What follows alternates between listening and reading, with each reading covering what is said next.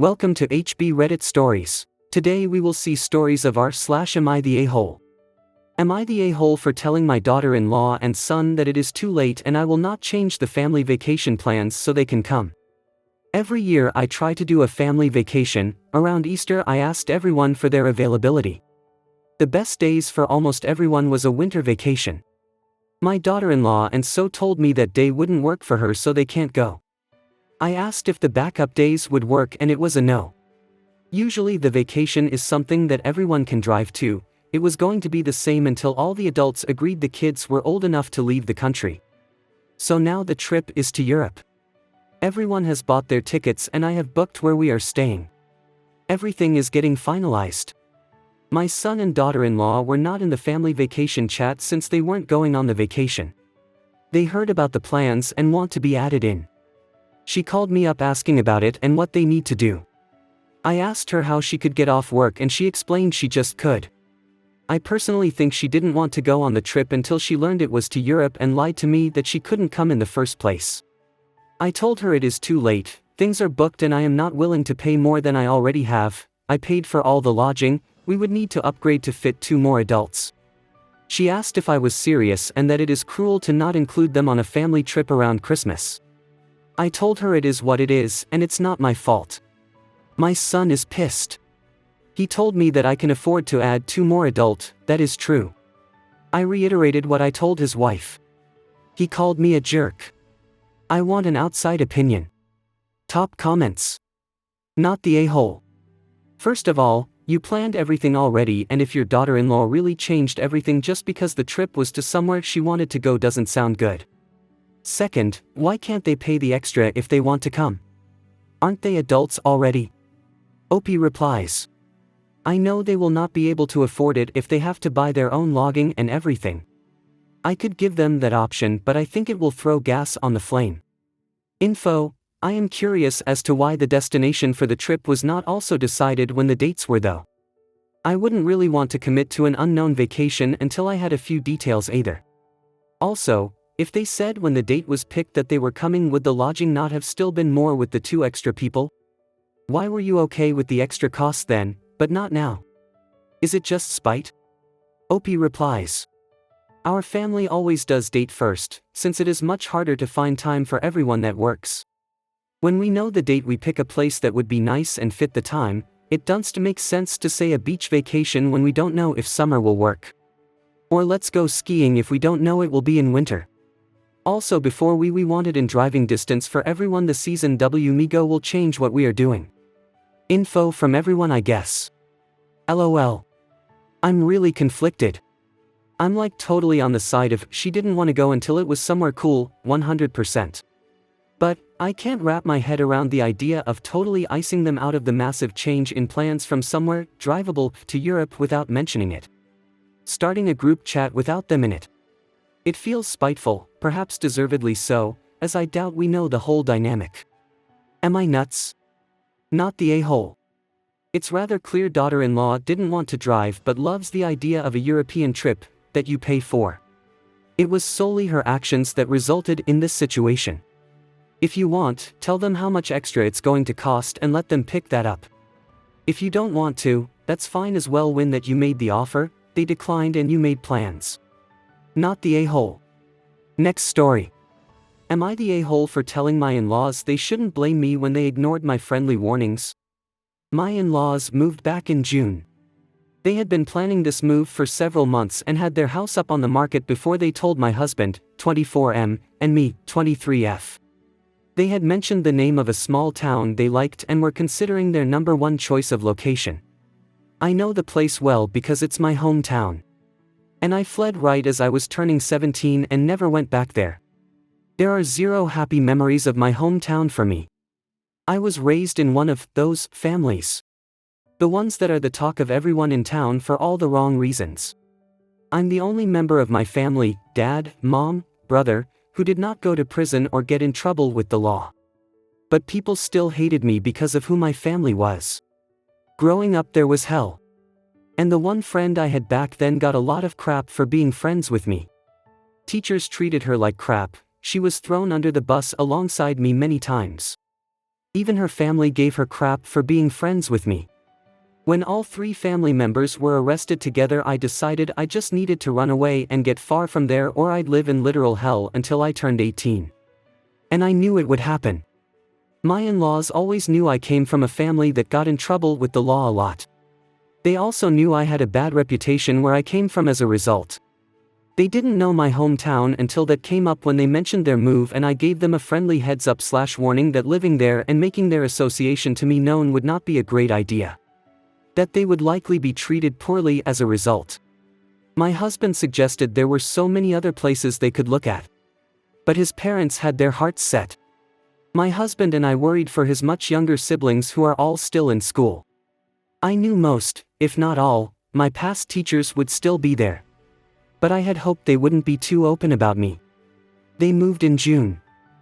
By August they had mentioned me to some people, or some people had seen photos of me and my husband in their home. And when my siblings-in-law started school, it wasn't great. They found it hard to make friends. One brother-in-law was denied a place on the football team. Parents don't want their kids associating with them. They also noticed neighbors are less friendly, they don't get the same chit-chat they liked when they first moved. And they heard a lot of hate about my family. The kids especially. And now my in-laws, by this I mean my husband's parents, are mad at me, and they acted like I didn't warn them. I reminded them that I did give them a friendly warning and they couldn't say I didn't, so they shouldn't blame me. My husband had my back on that and told them the same. They told me I shouldn't be saying any "I told you so's" when my husband's siblings are negatively impacted. The funny/sad part is my husband's siblings aren't mad. It just made them sad for me. Am I the a-hole? Top comments. Not the a-hole you explicitly told them this would likely happen. OP replies. Yep, and I did it because I really do care about my in-laws and the kids especially. They were always so sweet and kind to me and loved me so easily. I wish I could protect them from this. Not the a-hole. You can't help the circumstances here. It's very unfortunate though, people are the worst. They should give you a chance, especially being the only one to have never been arrested. By the way, why are so many people marrying so young? I feel like I didn't know my butt from my elbow at 23 compared to now, and I'm only 4 years older. OP replies. For sure they can. Some are wonderful. But I found there are certain mindsets that set in when you're from a smaller town. Reputation can do way more harm, and people are less likely to give you a fair shot if you're from one of those bad egg families. In my case, doing pretty well in school until my junior year, my grades went to crap then, didn't do me any good. Can't speak for everyone, but I think I had to grow up in some ways a lot younger, and in order to get through everything I had to be an adult before some others. So when I fell in love with my husband and we had lived together through COVID, we knew we wanted to be married to each other. We didn't do anything huge though. Just us, his family and some friends. Don't tell people you're related to me, they'll be mean. We told people we're related to you and they're being mean. Why didn't you warn us not to? I did warn you. You didn't listen. How dare you say, I told you so? Insert facepalm.gif here. Not the a-hole. Not the a-hole, but that's a truly evil place if your in-laws are condemned just because you are part of their family. You don't live with them, you aren't genetically linked to the in-laws, their family was formed before you entered their lives. For people to treat them like they are tainted because their son married you is really depraved. I have a feeling that even if they hadn't mentioned you, the town's judgmental and unfairly punitive nature would still have surfaced. OP replies. It's the mindset some small towns have. They think if you welcome someone into the family or are associated in any way, you're just as bad. Because I'm directly associated with my parents and my brother, I'm considered just like them. My in-laws being condemned was always going to happen. Maybe they would get some people less willing to if they also agreed I was awful and said they wish I wasn't their daughter-in-law. I doubt it though. But that was all it really took. They would still know about the nature of the place regardless. It just wouldn't be aimed at them. Next story. Am I the a-hole for having my neighbor's cars towed from my garage? My house is being built in a neighborhood that's a few years old. My lot is one of the few remaining lots and there are occupied houses surrounding mine. The exterior is basically complete and the contractors are in the process of putting up the drywall. After work the other night, I decided to drive out to inspect the work. Everything looked fine until I decided to check out my garage. When I opened the door, I saw 2 cars and a minivan parked inside my garage. I called the contractor to see if he knew anything about them and he was as perplexed as I was. My guess is that one of the neighbors decided to park their cars inside my garage because there was a slight chance of hail that night. At first I was just going to leave it alone, but the more I thought about it the angrier I got. By the time I got to my car, I was steaming mad. So much so that I called a tow company and had them tow all 3 vehicles away. The next morning my contractor called and told me the police was there to investigate the theft of the vehicles. I had them put the police on the phone and explained that I was the owner of the property, had the vehicles towed, and gave them the tow company information. My contractor told me later that the owners of those vehicles were shouting and cussing them out until the police made them leave. I went by after work and a guy confronted me about being as but for having their vehicles towed. He was shouting about how I ruined their day because they missed work and their kids were late to school because. He also said it cost almost $1,000 to get all 3 vehicles back and that I'll be covering the cost. I told him good luck with that and that he's the butt for parking in my garage without my permission. We went back and forth until his wife came and pulled him home. Some of the other neighbors came out to watch our argument and afterwards some of them told me I was starting off on the wrong foot and should apologize to that guy. They said that I should be more neighborly and understand that neighbors help each other out. One said that I should have left a note instead of having them towed. It seems all my neighbors are against me. I can see their point, so maybe I overreacted. I'm not sure. Top comments. Not the a-hole. Who the EFF feels so entitled as to park their vehicles in someone else's garage even if the house isn't yet occupied. Starting off on the wrong foot? That's what the neighbor did by putting his things where they didn't belong. What if your contractor came back in the morning and they were still inside and that's where your contractor had to do work or stage materials? That's potentially money out of his pocket or yours. What if this neighbor damaged something pulling in or out and just left without telling you? I'm certain they wouldn't have let you know or offered to pay to fix it. Not the a-hole. The audacity of your neighbor here is unconscionable. He trespassed on your property, then got mad when he had to pay the consequences. And the next time your other neighbors say to forgive him, ask them why they didn't offer their garage to those neighbors. Next story. Am I the a-hole for kicking my uncle out of his house? I, 23M, was very close to my grandfather, who passed away last year. He left me his entire estate, including the house after my grandma divorced him. Before he passed, my grandma had asked him to let her son, my uncle, 50M, not biologically related to my grandfather, rent the house. They set up a 3-year contract for $1,800 a month, and at the end, he could buy the house for $377,000. The contract ends this November. After a lengthy probate process, the house is now officially in my name. My uncle asked if I'd extend the contract because of high interest rates, but I didn't want to. I'm hoping to buy my own home soon. My grandma pressured me, saying, it's family, so I reluctantly agreed to extend it for 3 more years. While I was waiting for a new contract to be drafted, my uncle asked if he could start construction on the house. I said no, but then a friend of mine, who was doing the work, told me that my uncle had already started construction without my permission. I went to check it out, and sure enough, major work had been done without permits.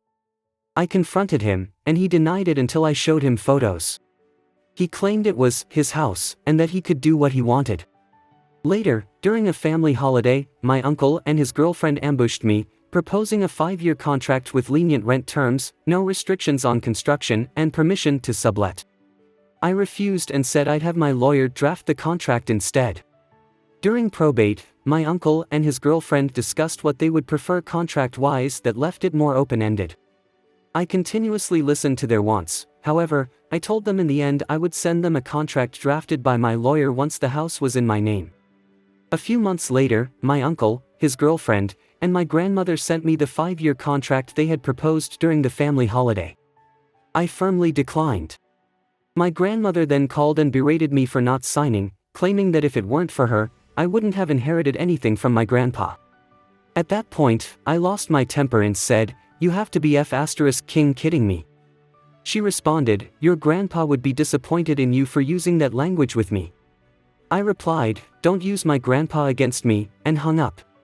Since then, my grandma and uncle have cut me off. I had my lawyer draft a new contract, 3 years, no subletting, and a clause requiring my approval for construction. The rest of the original contract, from my grandpa, is the same. Now my uncle is saying he can only qualify for $350,000 instead of the $377,000 he owes, and my family is pressuring me to accept the lower offer, accusing me of forcing him out. Am I the a-hole for refusing his contract, insisting he pay the full $377,000, signing my contract, or moving out and standing my ground despite family pressure? Top comments. Not the a-hole. Legally, it is your house. Evict him and be done with it, or he will screw you around forever. Not the a-hole. Prime example of FAFO right here. Edit to add, OP, please talk to your attorney about both renters' rights and squatters' rights, if applicable, in your area, as well as if the non-permitted work will have any impact on your ownership. I know laws vary from place to place, I just don't want you to have any issues due to obscure legal technicalities. Next story. Am I the a-hole for kicking my cousin out over Reddit post? I, 28F, and my husband, 29M, hosted my cousin, 23F, at our place since last summer because she wanted to find a job at our city and we were the only ones she knew. We aren't close, but my parents begged me to let her stay. My husband has very little native blood, he doesn't know the language or culture, but we did name our newborn after his grandfather. Just his middle name, fake names, John, Jartjunjun, Harrison. Well, 5 months after our beautiful boy birth, I met up with an old colleague who showed me a screenshot of my boy's name on a subreddit specifically to make fun of uncommon or misspelled names. Though the post has been deleted, my colleague screenshot it because she thought it sounded familiar. In the comments she remarked the OP has also made snickering comments on my child names, with people cheering her on. We dug a little further and I could confirm it was my cousin profile. From her interest to her pictures post. Me and my husband confronted her about it and she said majority agreed with her that it was a stupid and horrendous name. She also said it didn't matter that it was a cultural name since my husband can't speak and isn't even involved in the culture. My husband was livid and we decided to kick her out.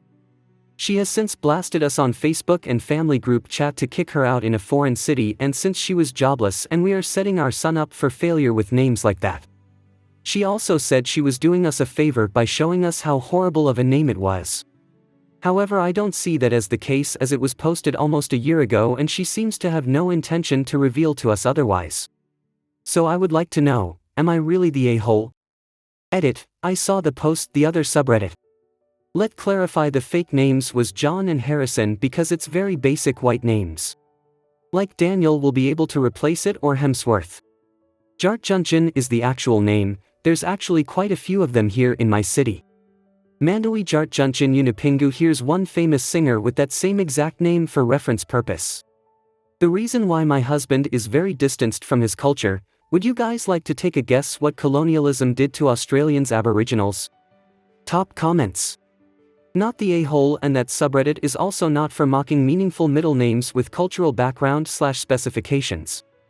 I hope you guys liked this video. If you did, make sure like, comment, share and subscribe the channel HB Reddit Stories.